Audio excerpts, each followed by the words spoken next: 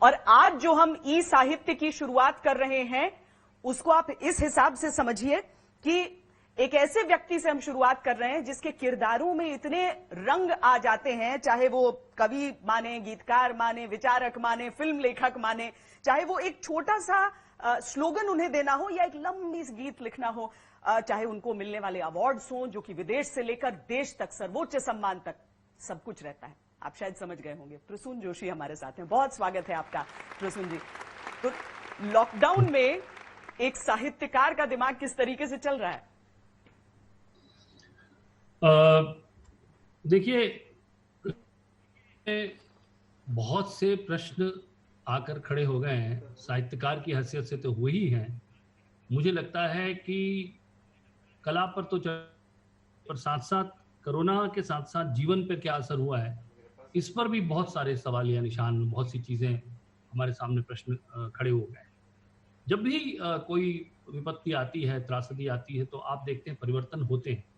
आप अगर 13वीं-14वीं शताब्दी की बात करें तो प्लेग के बाद आपने देखा कि सामंतीवाद घट गया, लेबर की पावर बढ़ी।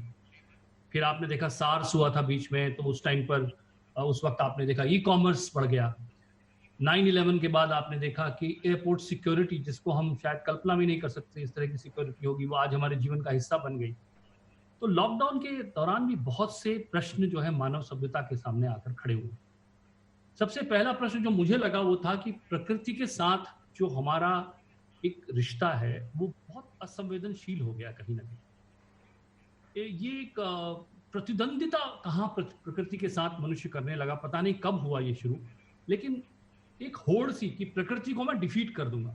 मैं तो उत्तराखंड में पला बड़ा हूँ, बचपन से मैंने हमेशा प्रकृति के सामने स्वयं को नमन करते हुए पाया, नतमस्तक होते हुए पाया। नदी से कभी प्रतिस्पर्धा नहीं की, पहाड़ों से कभी प्रतिस्पर्धा नहीं की, पर कहीं ना कहीं मानव सभ्यता स्पर्धा में लग गई प्रकृति के साथ कि प्रकृति को कैसे मैं जीतूं, पछाड़ूं। और उसका कहीं ना कहीं आपको परिणाम उसके दिखने को दिखे हैं। इस दौरान लोगों ने इस पर चिंता भी की है कि प्रकृति के साथ मानव के रिश्ते कैसे हो गए। इस पर एक बहुत सोच की आवश्यकता है। भोग पर, अति भोग और निरर्थक भोग पर कई लोगों ने प्रश्न उठाया है। विज्ञान ने हमारा बाह्य लोक तो प्रकाशित कर दिया, लेकिन कहीं ऐसा लगा कि अंतर मन में अंधकार लोगों को देखने को मिला। जब उनको अपने साथ समय बिताने की बात आई तो उनको कहीं ऐसा लगा कि वो स्वयं के साथ ही सहजता खो चुके हैं। तो कहीं जो तालमेल बाह्य लोक के प्रज्वलित होने में और स्वयं के अवलोकन में है, वो कहीं एक लगा कि लोग उसमें भी कहीं बैलेंस की और संतुलन की आवश्यकता है। उस पर सवाल आकर खड़े हुए। और बहुत ज्यादातर रिश्तों की बात अगर आप करें तो शायद जीविकोपार्जन के तर्क के नीचे रिश्ते हमारे कहीं पिस गए थे। बहुत से रिश्तों पर आप नजर ही नहीं डालते थे, समय नहीं है, क्या करूं, जीविकोपार्जन करना है, जीवन की लड़ाई है। उनमें से कितना जीविकोपार्जन था और कितना हमारी सुविधा थी या हमारा रिश्तों को झुठलाना था, वो भी सामने आ रहा है। क्योंकि लोग अब एक दूसरे के साथ समय बिता रहे हैं तो बहुत सी ऐसी बातें कर रहे हैं जो शायद वो भूल चुके थे, और उनको अफसोस हो रहा है कि मैंने अपने बच्चे के साथ इतना समय क्यों नहीं बिताया, मैंने अपने पत्नी के साथ इतना समय क्यों नहीं बिताया। शायद ये सवाल भी है। तो मुझे लगता है कोरोना के दौरान बहुत से प्रश्न आकर खड़े हुए हैं और नायकों का प्रश्न आया है। हमारे एसेंशियल सर्विसेज जिनको हम फॉर ग्रांटेड लेते थे कि ये तो हैं ही, ये लोग तो हैं ही हमारे जीवन में, लेकिन आज आपको पता लग रहा है कि वो कितने आवश्यक थे, कितने जरूरी थे, और कितना जरूरी था उनका धन्यवाद करना, उन लोगों को प्रणाम करना कि वो हमारे जीवन से जुड़े हैं और अपनी सर्विसेज देते हैं। बड़ा आसान होता है ये कहना कि अपना काम कर रहे हैं सब लोग, लेकिन जब वो काम नहीं होता है तब आपको पता लगता है कि उसके पीछे एक मौन एक तपस्वी खड़ा था। उसे नमन करने की का मन होता है। आज हमने सबने देखा बहुत है, सारे लोगों को फॉर ग्रांटेड लेते जाते हैं प्रसून जी, बहुत बहुत सुंदर तरीके से आप बता रहे हैं। बहुत सारे लोग इनविजिबल, अदृश्य हो जाते हैं हमारे लिए। लेकिन एक बहुत सुंदर गीत गढ़ा है आपने, हम हार नहीं मानेंगे। अगर जिसकी कलम है वही अपनी आवाज में हमें सुना पाए, वो क्योंकि वो बात ही अलग हो जाती है। ये बहुत ही प्रेरणादायक है जी। ये मैंने लिखा था और AR रहमान जी और मैंने साथ में आकर इसको किया। और यही है कि देखिए, अगर आप क्रिएटिविटी को देखें, पहले तो मैं आपके जितने भी इस वक्त सुन रहे हैं लोग, आपसे जुड़े हैं, सबको मैं शुभकामनाएं देना चाहता हूं कि उनकी स्वास्थ्य के लिए और आने वाले दिनों में जो संघर्ष हमारे सामने है उसको, उन चुनौतियों को झेलने के लिए मैं शुभकामनाएं देना चाहता हूं कि आप लोग लड़ें। अभी this is not about post Covid, this is about with Covid. हमें उसके साथ जीना है और उसको किस तरह से जीवन में किस तरह से उससे जूझना है, इसके लिए ही ये गीत था कि एक दिया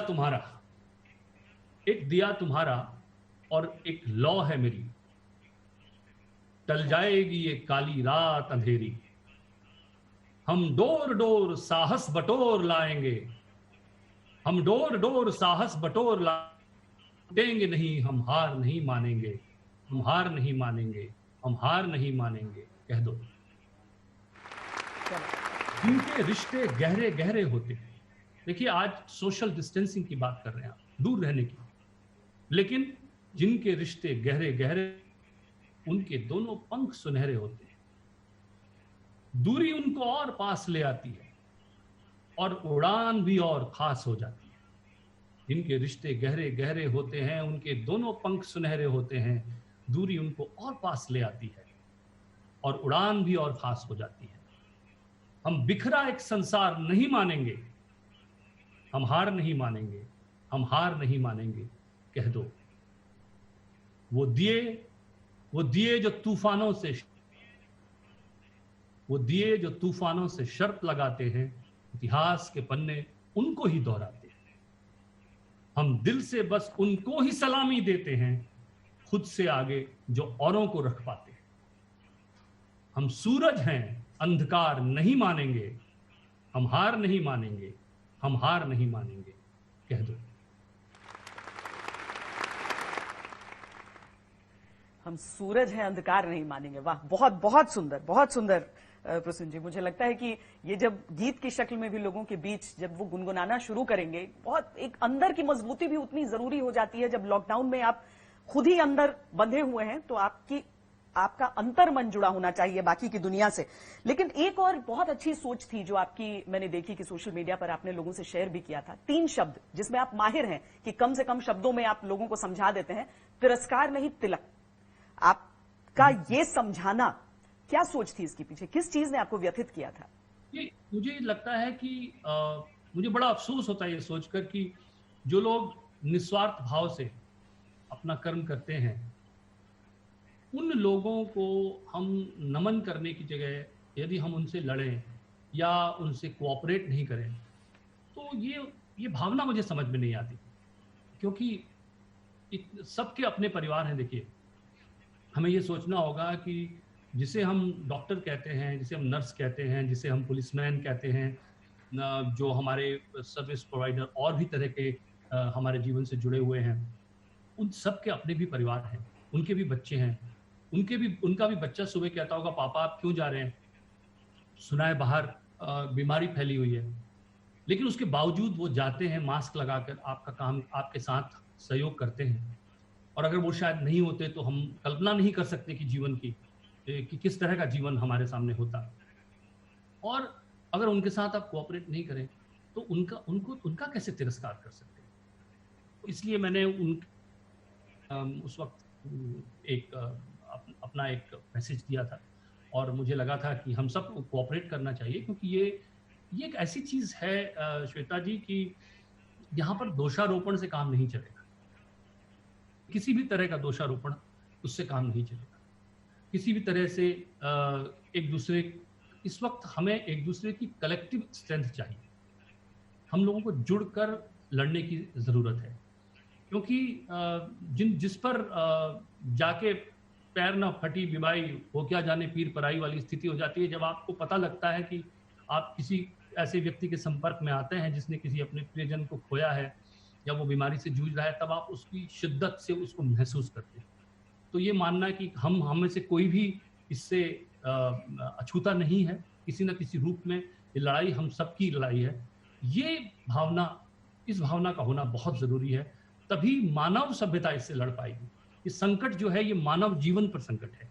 ये संकट कोई व्यक्ति विशेष पर नहीं है, वर्ग विशेष पर नहीं है। ये संकट सबको साथ में जूझने वाला संकट है और इसके लिए कलेक्टिव स्ट्रेंथ की आवश्यकता है। और देखिए ना, परंपराएं भी अपने साथ साथ बदलते जा रहा है ये बीमारी। किस तरीके से जो अंतिम यात्रा है, मुश्किल से 20 लोग जुट पाते हैं। इसी दौरान हमने 2 ऐसे चमकते सितारों को अपने बीच से खो दिया है। इरफान खान हो गए या फिर जिस तरीके से ऋषि कपूर चले गए इस दुनिया से।